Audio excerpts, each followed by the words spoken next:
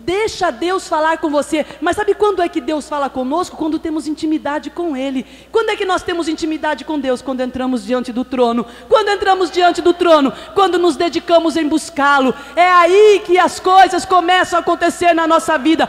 Busque ao Senhor e Ele vai falar com você, revelar coisas profundas e escondidas. Lá em Jeremias 33, verso 3 diz assim: clama a mim e responder-te-ei e anunciar-te-ei coisas grandes e firmes que não sabes. Mas ouça o que eu vou te dizer. Deus não vai te mandar e-mail, Deus não vai mandar mensagem no Orkut para você. Você tem que dobrar o joelhinho, meu irmão. Tem que buscar a presença do teu Deus. Tem que buscar a presença do Senhor. Você não vai clicar lá no céu e as coisas vão acontecer. Isso implica dedicação, consagração completa ao Senhor, uma vida de entrega ao Senhor. Ouça o que o Espírito diz a você nesta noite. Se as coisas ainda não aconteceram na tua vida, é porque Deus está esperando você entrar diante do trono, ter intimidade com Ele e buscar coisas da parte do Senhor. A segunda coisa que nós descobrimos quando entramos diante do trono de Deus é que lá é um lugar de revelação. Mas não é só revelação, irmãos. Diante do trono é também um lugar de pacto. Leia aí o versículo de número 3.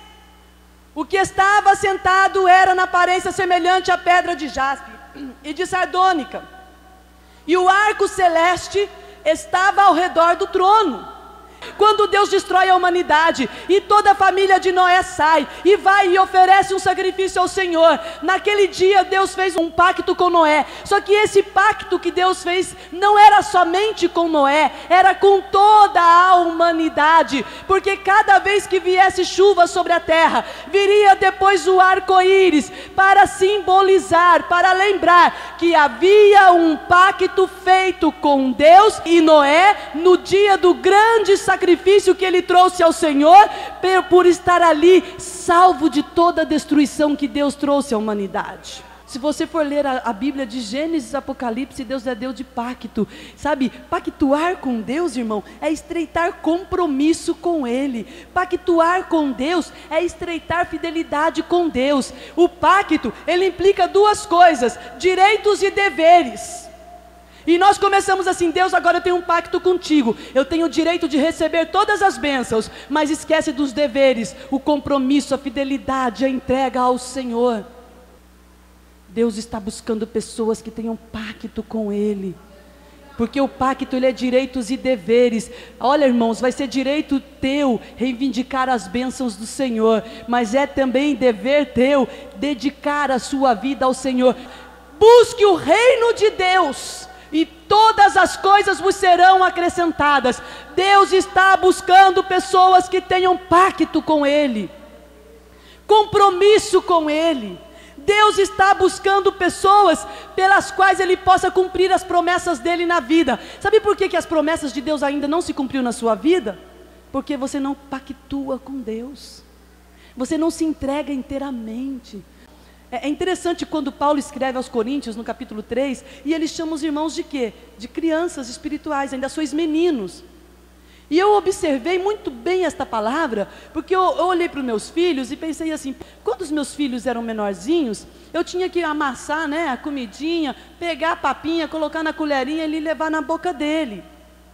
E mesmo quando eu levava, vocês que têm filhos sabem, você coloca a comida na boquinha da criança, a criança põe para fora, você passa a colherinha e põe para dentro, ela põe para fora de novo, você põe para dentro de novo.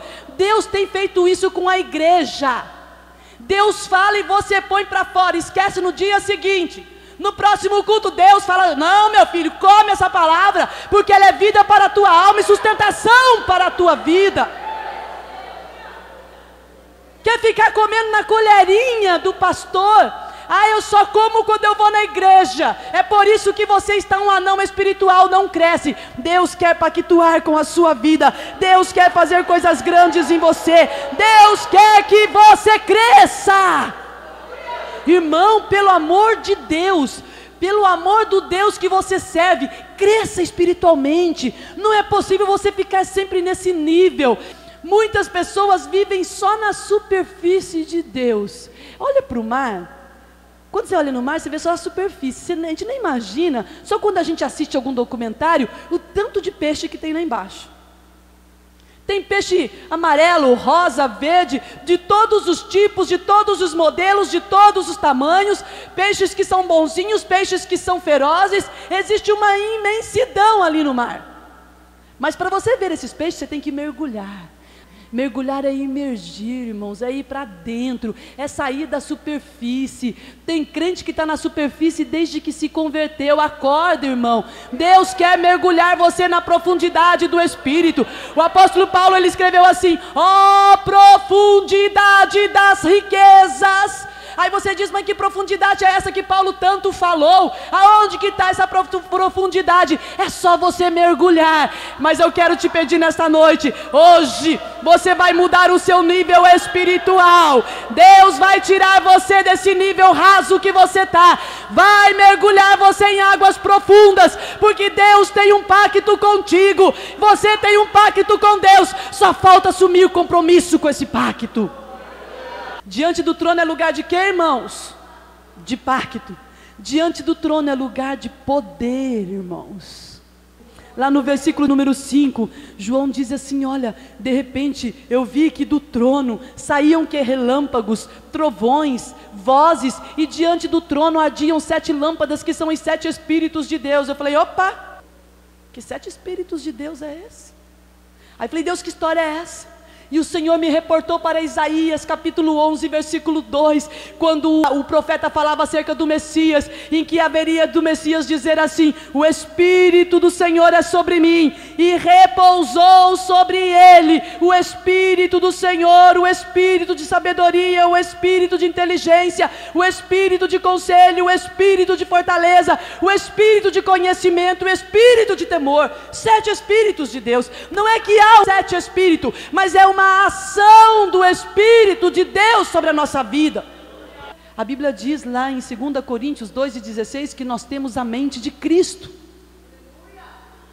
Nós pensamos, devemos pensar como Cristo, agir como Cristo nos ensinou, ter a mesma visão, ter a mesma ousadia, caminhar na mesma direção. Todos nós somos enxertados, irmãos, com um espírito de sabedoria, espírito de inteligência.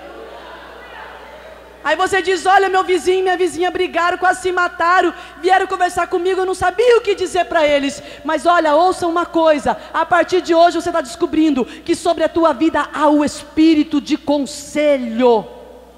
Deus enxerta isto em você hoje.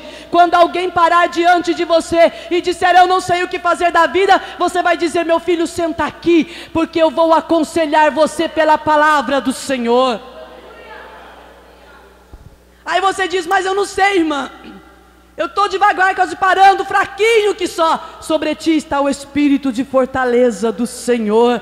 Diga ao fraco, eu sou forte. O poder do Senhor se aperfeiçoa na tua fraqueza, porque é quando você está fraco que você está forte diante do Senhor.